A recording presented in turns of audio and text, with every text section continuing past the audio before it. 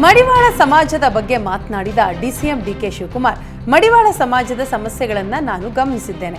100ಕ್ಕೆ 99ರಷ್ಟು ಜನ ನಮ್ಮ ಪರವಾಗಿಯೇ ಇದ್ದಾರೆ. ನಿಮ್ಮ ಸಮಾಜಕ್ಕೆ ಕೂಡ ವಿಧಾನಸಭಾ ಚುನಾವಣೆಯಲ್ಲಿ ಒಂದು ಟಿಕೆಟ್ ಕೊಡಬೇಕು ಅನ್ನೋದು ನಮ್ಮ ಬಯಕೆ ಅಂತ ಹೇಳಿದ್ರು. ಆದರೆ ಕೊನೆಯಲ್ಲಿ ಸರ್ವೆ ರಿಪೋರ್ಟ್ ಪ್ರಕಾರ ನಿರ್ಧಾರ ತೆಗೆದುಕೊಳ್ಳಬೇಕಾಯಿತು. ನಿಮ್ಮ ಸಮಾಜವನ್ನು ಪರಿಶಿಷ್ಟ ಜಾತಿಗೆ ಸೇರಿಸಲು ಮನವಿ ಮಾಡಿದ್ದೀರಿ. ನಮ್ಮ ಸರ್ಕಾರ ನಿಮ್ಮ ಬೇಡಿಕೆ ಈಡೇರಿಸೋದಕ್ಕೆ ಬದ್ಧವಾಗಿದೆ.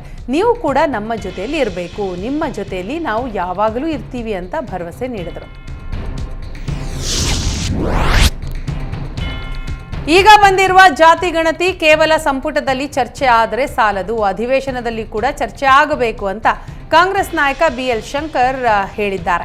ಜನಗಣತಿಯ ಬಗ್ಗೆ ಸಾರ್ವಜನಿಕವಾಗಿ ಕೂಡ ಚರ್ಚೆ ಆಗಬೇಕು. ಯಾವ ವರ್ಗದಲ್ಲಿ ಸಮರ್ಥರಿದ್ದಾರೆ ಅವರು ವಿಧಾನಸಭೆ ಪ್ರವೇಶ ಮಾಡಲು ಆಗ್ತಾ ಇಲ್ಲ, ಅಂತಹ ಸಮುದಾಯಗಳಿಗೆ ಚುನಾವಣೆಯಲ್ಲಿ ಟಿಕೆಟ್ ಕೊಡಬೇಕು.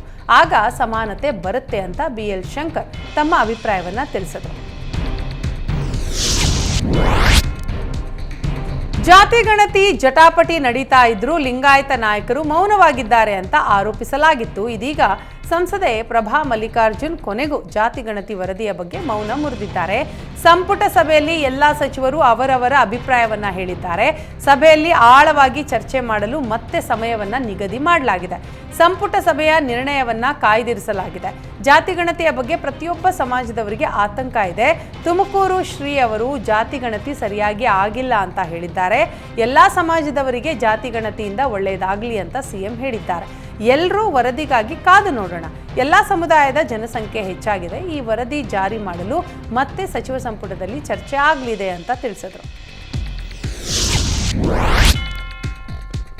ಜಾತಿ ಗಣತಿ ವರದಿಯ ಬಗ್ಗೆ ಕನ್ನಡಪರ ಹೋರಾಟಗಾರ ವಾಟಾಳ್ ನಾಗರಾಜ್ ಪ್ರತಿಕ್ರಿಯೆ ನೀಡಿದ್ದು, ಕರ್ನಾಟಕ ರಾಜ್ಯ ಉದಯವಾಗಿದ್ದು ಭಾಷೆಯ ಆಧಾರದಲ್ಲಿ, ಆದರೆ ಈಗ ಕರ್ನಾಟಕ ಜಾತಿಯ ರಾಜ್ಯವಾಗ್ತಾ ಇದೆ ಅಂತ ಆತಂಕ ವ್ಯಕ್ತಪಡಿಸಿದರು. ಬಸವಣ್ಣ ಕನಕದಾಸರ ಸಂದೇಶಗಳನ್ನು ಅರ್ಥ ಮಾಡ್ಕೊಳ್ಬೇಕು. ಒಂದು ಪಕ್ಷ ಅಲ್ಲ, ಎಲ್ಲ ಪಕ್ಷಗಳು ಜಾತಿಯ ಹಿಂದೆ ಬಿದ್ದಿವೆ. ಸಿದ್ದರಾಮಯ್ಯನವರೇ ಕರ್ನಾಟಕದ ಕೊನೆಯ ಕೊಂಡಿ. ಸಿದ್ದರಾಮಯ್ಯ ನಂತರ ರಾಜ್ಯದಲ್ಲಿ ಏನಾಗುತ್ತೋ ಗೊತ್ತಿಲ್ಲ. ಮುಂದೆ ಬರುವವರು ಯಾವ ಆಧಾರದಲ್ಲಿ ಅಧಿಕಾರಕ್ಕೆ ಬರ್ತಾರೋ ಗೊತ್ತಿಲ್ಲ. ವಿಧಾನಸಭೆ ಪರಿಷತ್ತಿನ ಘನತೆ ಗಾಂಭೀರ್ಯ ಕುಸಿತಾ ಇದೆ. ಎಲ್ಲರೂ ದುಡ್ಡಿನ ಮೇಲೇನೆ ಅಧಿಕಾರಕ್ಕೆ ಬರುವವರೇ ಆಗಿದ್ದಾರೆ ಅಂತ ವಾಟಾಳ್ ನಾಗರಾಜ್ ಕಿಡಿಕಾರಿದ್ದಾರೆ.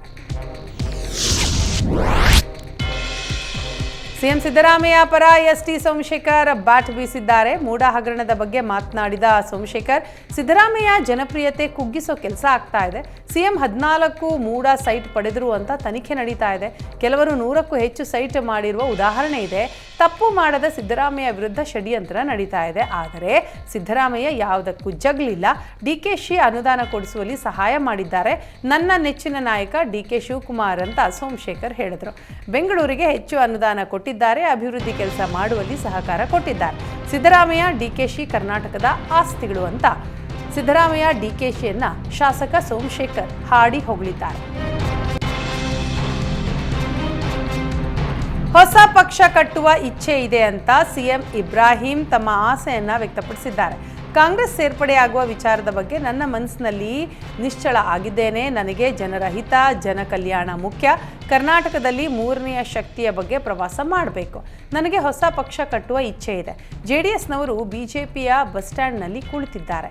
ಆದರೆ ಬಸ್ ಇಲ್ಲ, ಏನೂ ಇಲ್ಲ ಅಂತ ಹೊಸ ಪಕ್ಷ ಕಟ್ಟುವ ಸುಳಿವನ್ನು ಕೊಟ್ಟಿದ್ದಾರೆ ಸಿಎಂ ಇಬ್ರಾಹಿಂ. ಕೇಂದ್ರ ಸಚಿವ HD ಕುಮಾರಸ್ವಾಮಿ ಬಗ್ಗೆ ಮಾತನಾಡಿದ ಸಿಎಂ ಇಬ್ರಾಹಿಂ, JDS BJP ಎಲ್ಲೂ ಜಂಟಿಯಾಗಿ ಹೋರಾಟ ಮಾಡ್ತಾ ಇಲ್ಲ. BJಪಿಯಲ್ಲಿ ಕುಮಾರಸ್ವಾಮಿಗೆ ₹1 ಮರ್ಯಾದೆ ನೆಮ್ಮದಿ ಇಲ್ಲ ಅಂತ ಆರೋಪ ಮಾಡಿದ್ರು. ನಿಮ್ಮಪ್ಪ ಪ್ರಧಾನಿಯಾಗಿದ್ದವರು, ಕೇಂದ್ರದಲ್ಲಿ ಕುಮಾರಸ್ವಾಮಿ 2nd ಡಿವಿಷನ್ ಕ್ಲರ್ಕ್ ಆಗಿದ್ದೀರಿ. PS PA ತೆಗೆದುಕೊಳ್ಳುವ ಅಧಿಕಾರವೂ ನಿಮಗಿಲ್ಲ. ಇಂತಹ ಮಂತ್ರಿಗಿರಿ ಯಾಕೆ ಬೇಕು ಅಂತ ಇಬ್ರಾಹಿಂ ವ್ಯಂಗ್ಯವಾಡಿದ್ರು.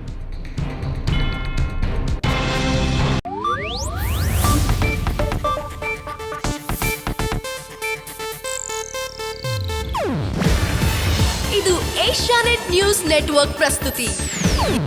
ನೀವು ನೋಡ್ತಿದ್ದೀರಾ ಏಷ್ಯಾನೆಟ್ ಸುವರ್ಣ ನ್ಯೂಸ್.